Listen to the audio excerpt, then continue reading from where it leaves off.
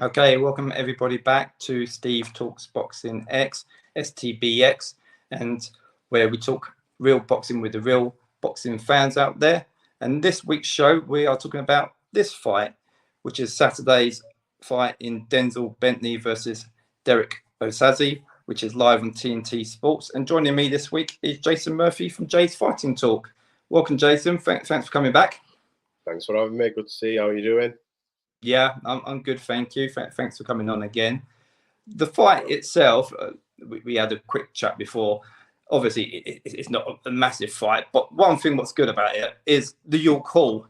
Is that the iconic York Hall? Is this still regarded as the mecca of British boxing venues? I'm going to contradict myself here, but I'm the king of contradiction. So I'm going to say yes and no. So for myself, yourself, I'm a long time boxing fan. I've been a boxing fan or involved in boxing for over 40 years now. For me, it's an iconic venue, along with sort of the likes of Liverpool Olympia, that type of old spit and sawdust venue, and it's seen some massive fights. But I think now we're in the age of the YouTube generation. I think they look for sort of Wembleys and at the very least sort of an O2. You don't really see massive TV fights on at the York Hall anymore. Obviously, it's small as well. Yeah. So that doesn't help. But, some of the best fights I've ever seen, certainly at domestic level, have taken place there over the years. So for me, it will always be the venue for British boxing. Yeah, perhaps younger generations, like you said, you mentioned like the YouTubers and stuff, they prefer obviously the shiny venues. But as us boxing fans, I think York Hall will always have a place in our hearts for fights there. Definitely. How would you say Frank Warren's doing a good job of recent times? I think he's doing it's amazing. He seems to have had this sort of resurgence over the past sort of 18 months, 2 years, really. I think, but he's sort of followed the sort of trajectory of British boxing. British boxing's got some of the sort of marquee names in certain divisions and such. British boxing's always been up there, but sort of regarded in some, certainly, through AJ and Fury and stuff like that. We had the heavyweight division sort of tied up once sort of Wilder was beaten. And I think Frank Warren's managed to stay relevant, because there was a worry within boxing, I think, a few years back that Frank had maybe, reached his point and he was too old. I know his sons are heavily involved in the business and they did sort of take front of house for a while, didn't they? They both sort of, certainly Francis was sort of the face again. Frank seems to have sort of stepped back in. I don't know if that's just natural or whether that was a conscious decision made by the company. But Frank Warren is the figurehead. Is one of the most longest and respected promoters in the game, and I think he's certainly going tit for tat with the likes of Matchroom, DAZN, Boxer. He's holding his own, whereas a few years ago it was different, to say the least. Yeah, I was going to say he certainly had a resurgence, hasn't he? I think in recent times, providing good domestic shows and put some good shows on. Yeah, and consistent as well. With regards to, I know you touched on the British scene there. How would you regard the British middleweight scene? Obviously, this fight, Bentley against Osaze, is at middleweight. How would you say rate the scene at the moment, the British scene? It's a strange one, middleweight, because it's one of the premier divisions, isn't it? I certainly remember the Ben Eubank era. They were. I know there were super middleweights, but they came through as they were middleweights. If you notice, we've not had a champion that I think has done any more than 2 defenses in the last. You've got to go back to Ted Cheeseman. I think Ted Cheeseman, Troy Williamson, Josh Kelly. It keeps getting either vacated or there's no standout. I think it's an open division. Mm-hmm. Yeah, would you say it's an interesting division? Would you say? Yeah, but as I say, there's no standouts, are there? Really? What like a superstar? Would you say? Yeah, like a superstar. We've got a Sure. couple, haven't we, that are sort of bordering on taking that next step. Next step But there. I don't think there's anybody. I think it's a wide open division. The two guys in the main event on Saturday could challenge for a British title in the next fight. You know, win puts them both certainly back in the mix. Because I believe the division's that open. Sure. Going back to the fight itself, Osaze triumphed in 2019 with the boxing middleweight tournament. Other than that, do you know much about him? Not really, no. Obviously, I've followed his career since winning the tournament, but there's not been much to follow, has there, really? So, no, it seems a talented kid from what I've seen, but in terms of himself and in his, his career, it seems to have sort of not been there. Don't know much about him at all. Sure. I looked up. Tyler Denny is Osaze's only loss. So I thought that's not bad, is it? Really? So considering, not bad at all. But I think he beat Kieran Conway in the boxer tournament. So he's boxed at a decent level. But there are a lot of sort of 13 and 99 on his record. As with any sort of boxer, they have a few. But I'm just wondering if as I said, it's a big step for him. He lost to Tyler Denny, who's at European level, fringe world level, maybe, definitely European level. So I'm just wondering if he's maybe tried to bridge the gap too soon. But obviously, we're talking about him, his career maybe stagnating and him not boxing for a while. But it's a tough one. Well, you got to take these risks. I'm guessing if you're thrown a fight like Denzel Bentley in front of you, I'm guessing you got to grab it, because obviously, if he does win, that's a great name to have on your record, isn't it? Really? So yeah, I mean, it was never going to turn it down, was it? I mean, they'd be silly not to. It's a high-profile name in terms of the domestic scene. People know Denzel Bentley is a great fighter. So yeah, it'd be silly not to at the age he is as well. I think he's late 20s. I want to say 29, 30-ish. So time's not really on his side at middleweight. What's he got? 4 or 5 years, maybe. At a really good level, you don't really see many middleweights go past 35 at any great guns. Sure. So no, he had to take the fight. Definitely had to take it. Sure. And talking of age, 29 years old Bentley is. How much do you think he's got to offer? I know obviously you touched there on a bit of it, how long they can go on for, but what about Bentley? What do you think of him?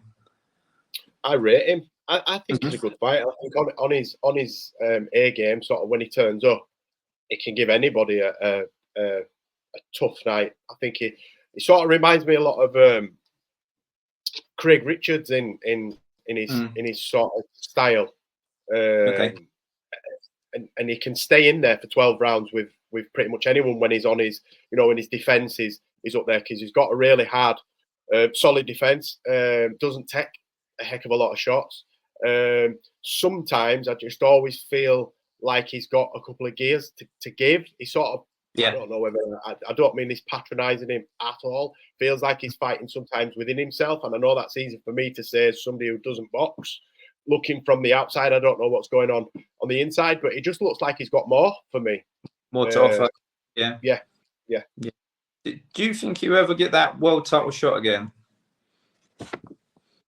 I would like to say yes. Obviously, I'm not. Nobody knows what's around the corner. He could get a random shot out of the blue, if he keeps him thinking over. But he's with a decent promotion, so if he wins this, which is a WBA or WBO international belt, so he'll get a ranking with that. He could get a British title shot, and it's possible. It's certainly possible. The way his career is looking at the minute, I would say it's unlikely. But who am I to say? He could turn his career around in the next 2 fights and be everybody's, the name at the tip of everybody's tongue in terms of challenging for a big belt. So I'd like to see it happen. I like the guy. So he's just got to get through Saturday night first, hasn't he? Sure. What did you make of Bentley's last out in the second round stoppage of Danny Diggum? last May. Also, cool. What did you make of that? It was hard to make anything of it. Dignam didn't really offer much, and that's no disrespect to Dignam. He wasn't allowed to offer much. You know, Denzel looked like he'd gone in there to cause damage. You know, he certainly didn't box within himself that night, did he? But you know, I think, and again, no disrespect to Dignam, but I didn't think anybody other than Denzel Bentley were going to win that fight from the minute it was announced, and it turned out as such. You can't not be impressed by it. You know, it's a stoppage of a decent level fighter. So yeah, you've got to respect it and appreciate it for what it was. Sure. This fight is scheduled for 10. Bentley's knockout record is pretty impressive. 84% knockout ratio. Is this fight going to go to the cards? I think so, yes. Oh, okay. That's a surprise. Yeah, I think again, I'll contradict myself. Unless it goes early, like the Dignam fight, and I'm talking within a couple of rounds. You know me, I love a 3-round war. I think it'll go 10 points. I think Osaze is going to be awkward. I know his timing's pretty awkward, but again, Bentley's timing's not necessarily. He don't do anything in sort of readable, normal patterns. They've both got a bit of a herky-jerky sort of style. I think it's going to take 4 or 5 rounds before either of them susses the other one out. Yeah. I think to get any sort of timing, it's going to be really difficult. I don't think there's going to be a stoppage. So if you're a gambler, I would definitely bet on a stoppage if I've said it's going point. Sure. Well, I was going to say how you see the fight going, but you pretty much covered that. So put you on the spot now. You said it's going to go to the cards. Who's going to get the nod, Jason? Bentley. Bentley. I think he's just boxed. His pedigree's better. I'm not saying Osaze can't, you know, break out and use Denzel Bentley as that springboard. I think Nathan Heaney did the same thing, you know, and his career has gone from strength to strength. I personally think that Bentley's just better than him in every aspect, and I think he'll just have that little edge when it comes to winning the rounds. I think they'll be close. I'm not saying it's going to be a complete shutout. You know, I think each round will be very, very close, but I think Bentley will take it on a unanimous points. On the points. Who would you like? Well, I said the winner to face next. Well, obviously Bentley. Who would you like to see him face after this fight? It's got to be somebody you know, that puts him in line for a British title. It's got to be somebody that's in the top 5. I mean, I don't know do you know what's happening with the rematch for the British? Are they rematching, or is the British up? I don't believe that Denzel will be far down the ranking. I'm not too sure. I'd have to have a look. But I'd certainly like to see him box somebody in the top 5. Kieran Smith. There's Heaney, but obviously he's tied up. Yeah. Don't know, it's tough, but I think he's certainly got to be boxing somebody in the top 5. There's no name out, but that's what I'm saying. There's no standouts, is there? Everybody's either got a fight or you know, they're not in the mix. It's a tough one, but I would like to see him challenge or certainly be next in line for a British. I think there's British. I think he needs that, doesn't he? I think he needs the momentum now. Going back to the age thing at 29. He's got to get. He don't want to be hanging around. No, he don't want to be hanging around. He's been at that level already, hasn't he? So he's tasted that success, and I believe that will light a fire within him. Whether he needed that or not, it's certainly motivation for him, isn't it? Having that back, certainly. You know, you see how champions go back and get the belts back, and you know, it gives him a sort of renewed hunger. And like you say, he's at that age now where he's in his peak. If he's 29, 30, 31, 32, he's still got, you know, a good few years in him before he starts tapering off. So yeah, I'd like to see him certainly challenging. Yeah, he needs a meaningful fight, doesn't he? Really, if he wants to get back to world title shot anyway, he needs a big fight. We also have Alloys Junior on the bill. What do you make of him so far at 21 years old? Yeah, he's a baby, isn't he? He's putting every foot right. He's doing the right things. He's making the right noises. He sounds half decent on the microphone. He looks the part. Yeah, he's got the makings of a superstar if he's managed right and he's as good as they're saying he is. Mm-hmm. Yeah, I agree. At 21, they could take really the time with him, can't they? Not rush him through like maybe some of the other heavyweights we've seen. But he certainly brings good action to cards anyway. So he's really exciting, isn't he? Yeah, yeah. But they have to.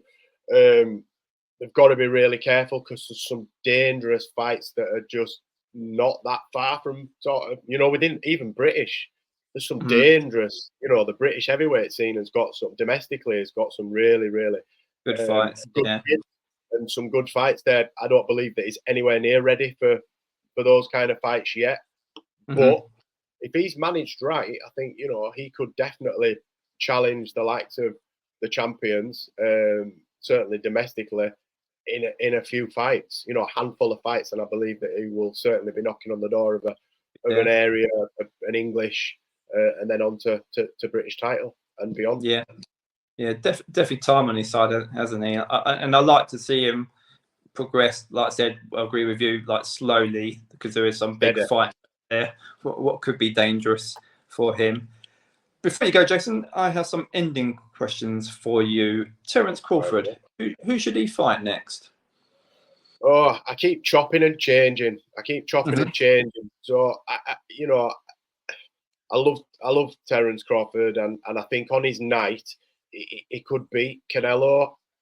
I don't want to see it, if I'm honest. I just think it's too much too soon in terms of the weight. We saw the other night, he wasn't as good as he normally is. His movement wasn't there. His twitch muscle, I'm not saying he's slowed down, but the weight definitely affected his speed and movement. His footwork was nowhere near. He got hit a lot more. I know Terence Crawford has always been hit. He's never one to shy away from being in the pocket and trading, but he just didn't look like he was fully comfortable at 154. To jump to 168, I think would be madness. This is against the grain. I'd love to see him fight Bahanchuk again. I don't. Not Bahanchuk. What am I? Different fight. Sorry. I'd like to see him fight Madrimov again. I don't believe that he put a rubber stamp on that fight. I don't believe that he did what everybody thought he was going to do to him, and it just be a complete blast out. I'd like to see him fight maybe Fundora. I know they're on about him fighting Errol Spence, but that's been nothing more than sort of social media messages as far as I know. I don't believe that they're negotiating that fight. I think they started and it stalled, and Terence Crawford's a recognised champion now, really. So let's try unify, and I'd like to see him solidify himself at 154 before he goes anywhere. And then I'd like, I just think it's massive jump for him. Now I don't believe that he doesn't beat Canelo, but I don't believe he beats 168 right now. I just think Canelo's a bit too cute and a bit too big.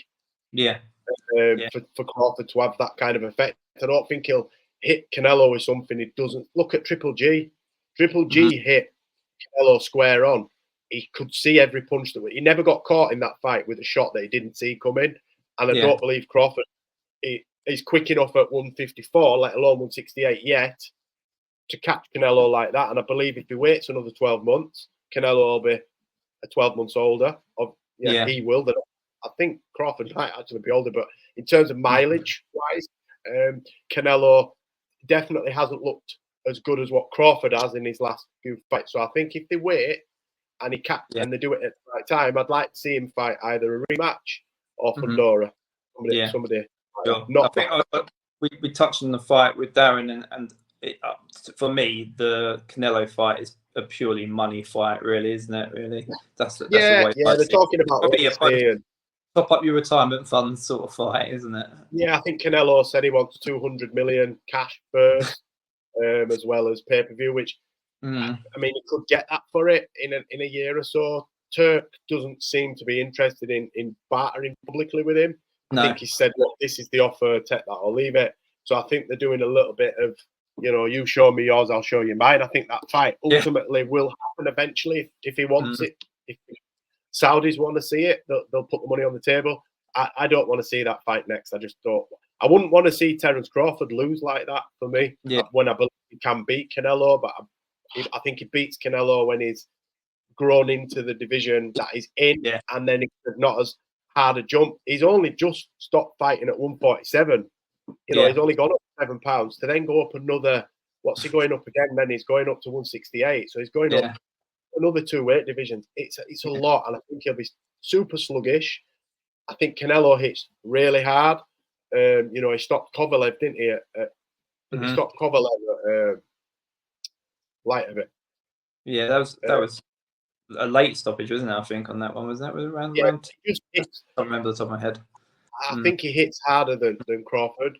And I think Crawford in another 12 to 18 months, it'd be just about right. Canelo's just on his way to retiring. I think Crawford would be well established in the 154. It's not as hard a jump. He's used to the weight, and I think it's more of a fight. That's not to say he couldn't beat him on points now. Amir Khan was having him chasing shadows for 5 or 6 rounds, and Crawford's a lot better than Amir Khan. He's not as fast, but his angles are a lot better. So,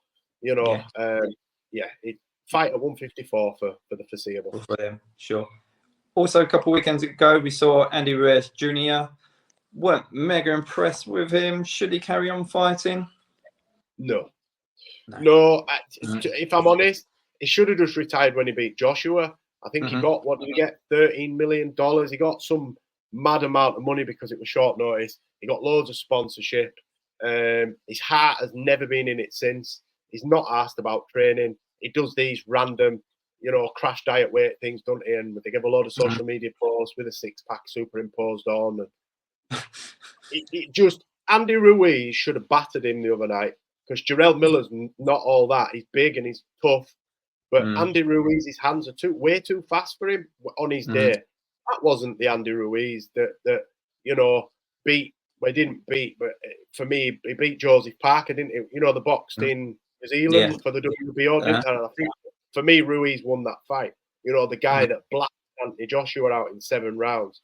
He was a monster on his day. He's always been chubby, so it's nothing to do with his shape. I just believe his motivation's not there.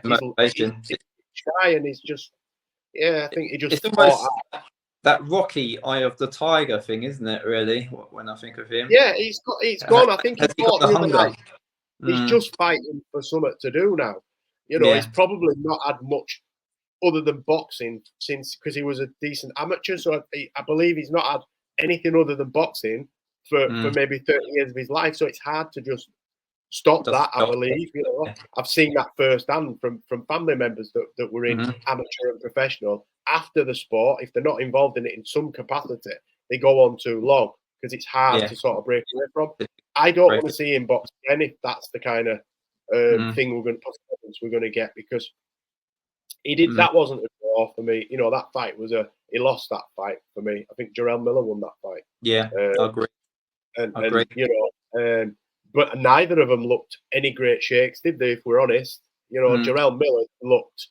I think Daniel Dubois has done something to him that he never thought could happen. Thought he'd never get stopped. I think he thought, as all boxers fight, they could lose.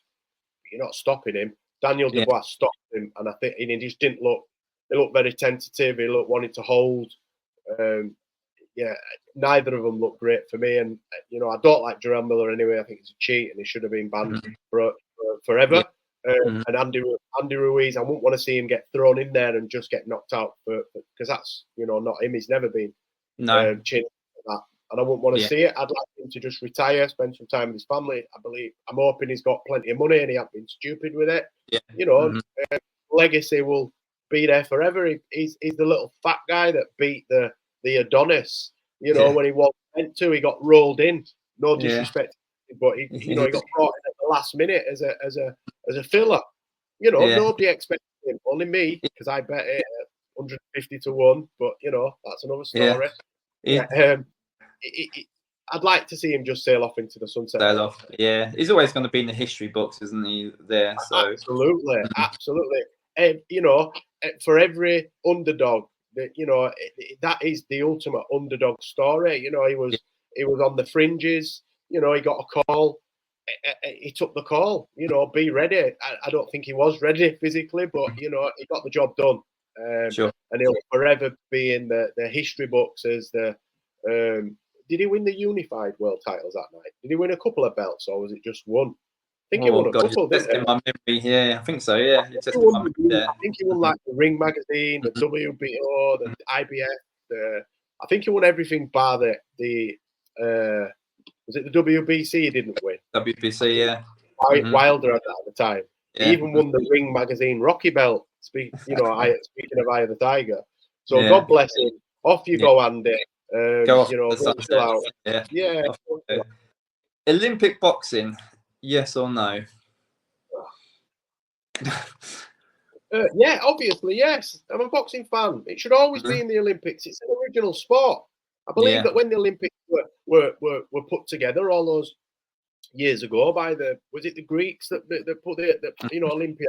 I'm pretty sure there was two men slugging it out there in some capacity, be it with swords and shields, or horse chariots, or bare knuckle. But there will have been two guys, pugilists. It should always be it's an Olympic sport. What was your feeling on then? Obviously, next Olympics in LA then, so it looks like it may not happen. It's not going to be there. It's not going to be there. They've messed around with it for the last 4 or 5 cycles, haven't they? They've let pros be in it. They've changed the scoring, and it's sad. It's a sad time for people like us who. But it's a sad time for anybody that's into sport. There's kids out there, that dreams of just being crushed, like literally just now over the past couple of weeks, because they'll have been aspiring to go there. Yeah. Well, you think of all the amateurs coming through. That's what they aspire to box in the Olympics.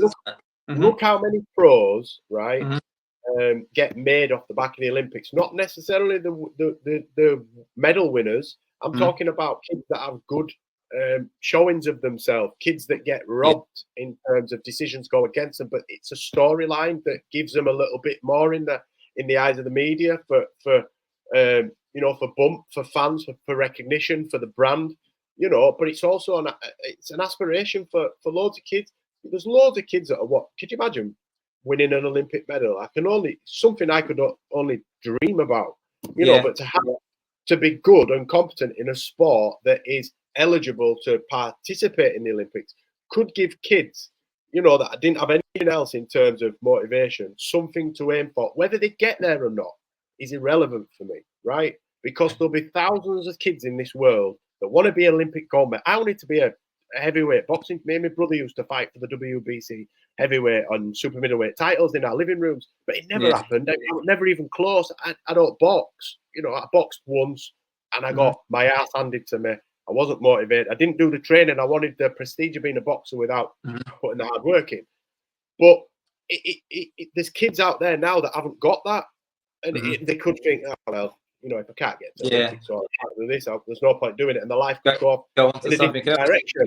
I'm being a little bit extreme, but, there's loads of lives that have been changed by Olympic boxing, be it the programs, the amateur boxing programs, the funding that goes into grassroots boxing through the national lottery funding through the Olympics. If boxing is no longer in the Olympics, they will lose the national lottery funding. So there's tens of millions of pounds there that will get allocated to, no disrespect when I say this, breakdancing, body popping, or whatever they've got in the Olympics. If that could be in it, surely to goodness, boxing as a sport that is amateur and professional and is one of the most popular sports in the world on viewership and revenue, how can that possibly not be in the Olympics? Yeah, totally agree with that one. It is a bit of a farce. And like you said, what I feel for is all them amateur stars, aspiring to be on the Olympics, gives them something to aim for. I've seen it. Listen, I've seen it firsthand. my brother was a boxer, amateur, in the England setup. One of the right back in the beginning when it very first came in, Team GB, Team England, whatnot. And for a time, my brother aspired to get to the Commonwealth Games and maybe the Olympics.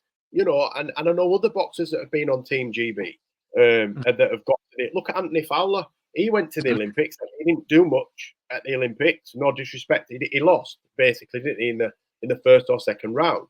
But it was enough. He had a good enough showing in the Olympics to there was something to talk about him when he turned over. They already knew who he was. He boxed. Oh, this is the kid that boxed in the Olympics, and he made a fantastic career for himself. Won titles and boxed on some big shows. And there's tens of boxers' names I could reel off that have been involved in the Olympic setup or the Olympic program that have gone on to do good things in boxing. It's sad. It's absolutely heartbreaking. Heartbreaking. Yeah. Well, sorry to end it on a bit of a negative note. But that's pretty much it. Yeah. Bit of a depressing note, that one. But obviously, thanks for your time, Jason. Please also check out Jason's YouTube channel, Jay's Fight Talk. You'll find a link on the video below. Again, with this channel, please support the best you can with likes, subscriptions, and comments. And remember to subscribe as well. And I appreciate your time, Jason. Thanks for coming on. Thanks for having me, man. Speak to you again soon. Thank you.